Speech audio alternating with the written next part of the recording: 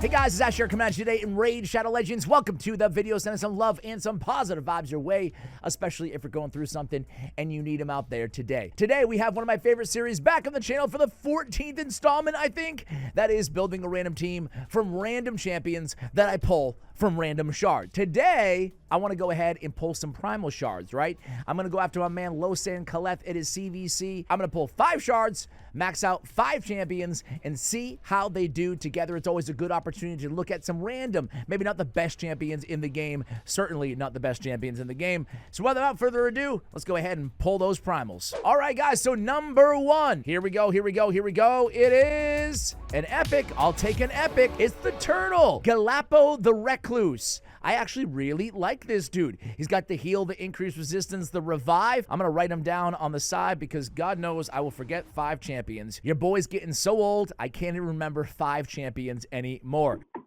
You used to call me on my cell phone. All right, let's go for champion number 2. All right, primal number 2. How about a mythical? How about a mythical? Or a rare. It could be a rare. And it is Graybeard. Graybeard, who's actually a campaign farmable rare. Graybeard, not the worst rare in the game. AoE freeze, defense based. We'll take him, we'll take him. Number 3, here we go. And a legendary! Losan Astrolith. Hey, at least we get a legendary Astrolith. Not the legendary that we necessarily wanted. Has an elite bomb. Now we can hope for a debuff spreader. Also, Assault Leader, her A1, has a nice turn meter fill of all allies. Hey, we got a legendary. I can't complain about that. All right, let's go for number 3. We got Graybeard, Astrolith, and Galapo. And another rare. It's Lich. No, Rotting Mage. My bad. Rotting Mage. Increase attack, increase defense, stun single target, freeze single target. Gotta get really excited about that. All right, number 5. How about another legendary? How about a mythical? How about another rare? And it is Marked. Marked. I'll take Marked, honestly. I'll take Marked. Marked has the decreased accuracy, the increased defense, and the block debuffs. One of the better rares, I think. Not a bad 5-some. I'm not gonna lie, I was a little bit worried about doing 5 primals. No mythical, but we do get a legendary. Let me go build all these champions, and I'll come back with the team and the builds. All right, guys, a couple hours later, and we are back. Man, what an interesting team this is. And by interesting, I mean, well, I'm not going to lie, not one of my strongest squads here, but I do really enjoy the builds that we went with here. So I'm going to share them all with you guys, and then we'll tackle a few areas in the game. What do you say? So Astrolith was our big legendary champion, and I'm going to put her in the 9-piece Merciless. Why? Because it's amazing, right? We get the attack, which she obviously wants for her bomb damage. We get the ignore defense, a little bit of damage. We do want to crit cap her because of her A1. We also have a chance of getting an extra turn and a chance of random skill cooldown by 1 turn reduction when dealing damage, because we want to get back to the Heart Rot, her bomb ability, the 2 bomb ability, detonate after 1 turn, which is the ideal. It's the best case scenario for bombs. Unfortunately, we don't have like an Astrolith or a debuff spreader on the team alongside of her. Really nasty when you can spread those 2 bombs that detonate after 1 turn, but still pretty nice that we don't need accuracy in her kit. Even the exchange HP levels on her A3 ability does not require accuracy, so no accuracy required. And then we have a lot of turn meter fill off that A1, 15% of all allies if the attack is critical. Again, a very strong turn meter boost on her Assault Leader. So a pretty simple, kind of an old school kit. She has speed and arena battles, 28% as well. But I like the idea of 9-piece Merciless to get back to the Heart Rot even more often. We also have on the A3, by the way, a chance of gains an extra turn, decrease the cooldown of the skill by 3 turns if this champion's HP drops below 20% when attacked, which is not a bad passive there as well. I have Intimidating Presence, so we can use her in the arena, boost our aura as well on her. I have Gore Crescent, but most importantly, you know, Gore Crescent is nice because we get the extra attack, but I'm using these bomb gemstones that I had lying around. I seem to have like 100 of these bomb gemstones. Bomb debuffs placed by the wearer deal 10% more damage, and I have 2 of them on her, so a big 20% bomb boost. Of course, we have attack percentage everywhere on her. Attack percentage, attack percentage, attack percentage, attack percentage. We have accuracy on the banner because I didn't have any attack banners. We don't need the accuracy, but at least I get a little attack in the substats. We have attack on the amulet and attack, that's right, on the ring as well. We have masteries, as you can see right there. Next up, We have Galapo the Recluse. Man, little Darwinian fan here. It's like a mini Krisk, little mini Krisk. I actually really like this guy, and I decided to build him in a 9-piece rebirth, right? I'm not trying to build like the classic, or, you know, there are going to be some like chalk meta builds, but I figured we could just try out some builds that I don't typically use, that you don't see a lot in the game, hence the 9-piece rebirth. We have the resistance, we have the speed, we have the 10% HP, 10% turn meter on allies revived by the wearer. Plays a block damage buff on the wearer for 1 turn whenever an ally is killed by an enemy. And then at 9-piece, decrease the cooldown of any allies' revive skills by 1 turn. Honestly, 9-piece rebirth, not my favorite set. 2-piece rebirth, money, right? Kind of like Chronophage. And Pinpoint, you get that juicy 10% speed just from the ring and the amulet. So I do use a lot of 2-piece rebirths. I don't use any 9-piece rebirths outside of this little experiment here on the account. So I just tried to prioritize HP here, as you guys can see. That's really it, right? A little bit of defense, a little bit of HP. When HP defense, speed and speed on the boots. Journal of Necrotos on the relic. Makes all the sense in the world. This dude is an elite healer, right? Heals all allies 50% of this champion's max HP. Fills their turn meters as well. Both go towards the journal. Increased resistance. We get the revive, 75% HP, 50% turn meter. Awesome revive. Unkillable. Reflect damage, 4 turn cooldown. Again, for an epic, that's a really good revive. Heals this champion by 5% of his max HP on the A1. And then the passive heals this champion by 25% of their max HP whenever an ally dies. Heals all allies by 50% of this champion's max HP whenever this champion dies. That's kind of like the Hail Mary, I'll heal ya as your reviver dies on the battlefield, right? Not too bad. By the way, AoE on the A1, so I could have went with a stun set, but I figured we have a lot of control on the rest of the champions here, especially the way that I built them. So, you know, not too bad. One thing I will say is probably could have gone a little bit higher on the HP, but still not too bad considering his heals are based on his HP. We have Indomitable Spirit on him, and just kind of a good support blessing. Chance to block CC debuffs. We don't want our Reviver CC'd. And then we went with Timely Intervention, Cycle of Revenge as well, defense and support tree. All the healing masteries, Spirit Haste, as well as, like I said, Timely Intervention. Anything else noteworthy here? Nah, that's about it. A lot of healing, a lot of support. Fits this epic really well. I really like this dude. He was added last year. I forgot the fusion, but I'm a fan. Marked. I actually didn't have marked an old school rare. I never had her built ever on my account. So here she is. We put her in Bolster and Immortal. Because I have my Reviver, typically I want them in a shield set or in a Bolster set on these type of videos to keep the team, you know, help keep the team fresh and alive every wave. Well, Marked actually has almost 20k base HP. So not too bad. Actually, even more base HP than anybody else on the entire team. So Marked is going to be our gal. I like to get more utility out of these champions than they actually have in their kits, especially these old school champions. That being said, we do have a decreased defense. We have a decreased accuracy. We have a block debuffs and an increased defense, albeit the block debuffs for 1 turn on the A3. I have the Codex Luminous on the Relic. Basically, where receives 5% less damage from enemies that have a different affinity. Not too bad, 6% less. More importantly, she gets the HP. Just a little bit of just a rare relic on there for a little extra survivability.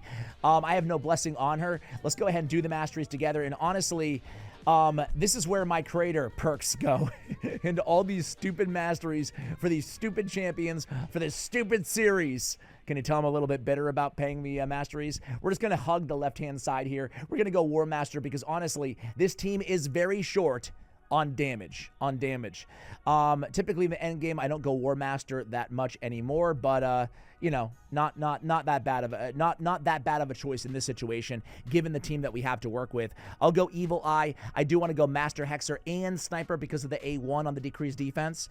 We'll go with, I guess we'll go Life Drinker, just get a little bit of heals in there, and we'll go with Exalted Death, a little bit of healage. What do I have? Do I have a basic?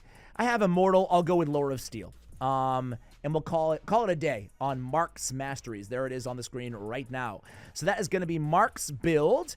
What do you think of it, guys? Again, there's the total stats there, 95k HP, and of course, 182 accuracy. Honestly, I'm really not enamored by that accuracy. Let's see if we can get it on the substats here. Otherwise, we might have to make... I have 2 pinpoint pieces here. I'm going to have to take this banner off, and I'm going to have to give her an accuracy feral banner. I do sacrifice a little bit of speed, but I need a little bit more accuracy, right? We want her to land her decreased defense, especially on a team like this. So not the best stats here, but we'll take it. Let's see what we get. A little bit of resistance on the Ascension. Okay. Moving on, but I'm a lot happier with 324 on the accuracy. Rotting Mage. This guy sucks. So what are we going to do with a sucky champion? We're not going to, throw the towel in and call uncle or scream defeat. We're going to actually go ahead and try to get more utility. We have an increased attack, increased defense. Honestly, not too bad. 3-turn cooldown, albeit the weak versions. We have a stun on the A3 and a freeze, on the A1. So I decided to make Rotting Mage. I threw a Tempest Morbidia just for the HP, basically. We decided to make Rotting Mage a kind of an all-out control champion. So 2 Frostbite sets on this dude. It has a 15% chance or a 30% chance because it stacks of blocking freeze debuffs, but 20% chance to place a freeze debuff on the attacker. No damage, no multipliers on this champion. So we just built a little bit of accuracy, some survivability, and that's basically it. HP, defense, speed on the boots. That's really it, really. Not much to write home about here on Rotting Mage, right? But he's there to stay alive, to bring the buffs, and bring some control with the Frostbite, the A1 and the A3. And then we have Greybeard. This team is so weak when it comes to damage that I'm running Greybeard as a defense-based nuker. My little mini a-las the Sun Bear. We've got lethal and we've got stone skin on my man. We've got crit damage on the gauntlets. We've got defense percentage on the chest. We've got speed on the boots. And then we've got accuracy, we've got crit damage, and we've got more defense on the ring. He's got an aspect of Siroth as well, man. This is a God mode Greybeard right here, guys. Indomitable spirit on him. We have an AoE freeze. His multipliers aren't that bad. Let me pull him up right now, because I'm looking at this team, I'm like, who the hell is going to do damage besides the bombs of Astrolith? Like, who the hell's going to do damage? I'll tell you who. It's going to be our guy, Greybeard. He has a 4.1 defensive multiplier on his AoE. That's actually not bad at all. And then he has the counterattack with a 4.3 attack on his A1. Now, that's freaking annoying, right? Old school champion with an attack multiplier, especially in insult. A slap in the face from Plarium because they give us a counterattack. So they're like, yeah, have fun with that counterattack dealing no damage because it scales off of attack. Man, come on. This is back in the day when they used to just do random stuff like this, where they'll give defense-based champions skills that scale off of attack randomly, just mixed in, sprinkled into his kit. Anyway, we built him as a big boy nuker. So let's put these champions together and see what we can do, ladies and gentlemen. Let's see what we can do. By the way, did I show you the masteries? We went down, we picked up Helm Smasher, man. He's an all-out nuker. Scream, Greybeard. All right, guys, let's start in baby mode here in Arcane Keep. This is the squad. Let's see. We have defense and dungeons by 30% on Greybeard. Honestly, not too bad. For a campaign farmable rare champion, not bad at all. You can see the big turtle, Galapagos Island over there on the right. That AoE on the A1, I could have maybe built him as a nuker. Let me pull up his multipliers as well here. I keep calling him Galapagos that I forgot how to spell his actual name. I'll pull it up in a second here, guys. You can see the team is, slow and steady wins the proverbial race here, right? What I do want to try, though, is we'll try a dungeon. We'll try, like, Ice Golem. See if we can beat Ice Golem 25 or maybe Dragon Hard. And then I do want to try Bommal, because it feels like if there's any boss, that this team was actually meant to kill, it would be Bommal with the bombs from Astrolith, and we'll try a little bit of Arena too. We'll throw him in Clan Boss, however, I can't guarantee much in old school Demon Lord, right? So here we go. Galeppo? I'm trying to spell his name in the background, and we got him. Okay. Galapo. Come on, man. All right, so Galapo has really good, by the way, overall grading, 3.5. Well, I think he's a 4 personally. I think he's a 4. He has a 3.2 attack on the A1. Honestly, I could put him in my Reviver Nuke Off. I'm actually going to put him in my Reviver Nuke Off. You saw the Udex Artor video. He could be the epic version of Udex Artor. Or maybe I'll just make him a whole highlight video. Who knows? Anyway, because that multiplier is actually pretty good. But you guys can see the Assault Leader, the extra turns. You saw that Merciless proc on the 9-piece from Astrolith there. Astrolith really is our best damage dealer. Let me see Astrolith's multiplier as well. Sorry for the zoom here. You like that? I wanted to show you Greybeard's backside, ladies and gentlemen. All right, Astrolith gets a 3 overall grade. You can see her area rankings are pretty poor. I kind of agree, honestly. She has a 5.6 multiplier on her A2 with 3.6 on the A1. Bomb multiplier is 5 attack, which is actually pretty good. Damage-wise, Greybeard, Astrolith, again, I mean, those are our damage dealers, right? And a lot of heals from Galapo there. All right, let's go ahead and let's get Demon Lord out of the way with, right? I don't know. I'm going to go brutal here because I've already done my other keys anyway. So let's just see what this team can do. I do not have high hopes, but let's throw them in there, quick battle it, and just see how much damage we can do. How long can we stay alive against the brutal Demon Lord? Not very long, not much damage, right? Marked Astrolith. You know, what is the 14 million? What is the okay, we didn't even get a master chest there. So not too much to write home about there. Let's go ahead and jump into let's just try hard 1 Bommal, right? You guys don't want to see dragon, do you? You don't want to see dragon. All right, let's go this. We have absolutely no aura we can use anywhere, just faction wars. So it is what it is. We can't even super rate it. I've already used all the rest of my keys. It is a Dark Fae rotation after all. Put it on auto. I like having that increased resistance there. Now, when I think about the 5 champions I want to use here, obviously, our guy, Rotting Mage, is going to be the odd one out. But he's also, yeah, he's just going to be the odd one out. But yeah, it does have the Frostbite set on. So he could be like, you know, one of our best crowd control options here. Man, I hope that when we get to Bommal, you see the Assault Leader and the extra turns on Astrolith, though. Astrolith needs a buff, man. She needs a buff. She's like, you can kind of talk yourself into her in the arena, but not anymore. Not in the Total Guard, Mercurial meta, you know? So it's just like, I don't know, hard to get excited. It's a bummer that when I pull a Legendary on this series, I want it to be a banger. And I'm not sure that we necessarily got a banger there. But hey, at least Bommal is open so we can try her out. How would you guys buff her? Man, I think giving her a debuff spread in her kit would not be overkill at all, right? I mean, extra turn chance, go into a debuff spread. I mean, she still wouldn't be as good as like Nishak, you know? All right, so here we go. Against Bommal. It is Bommal 1 to be fair, but it is Bommal hard. All right.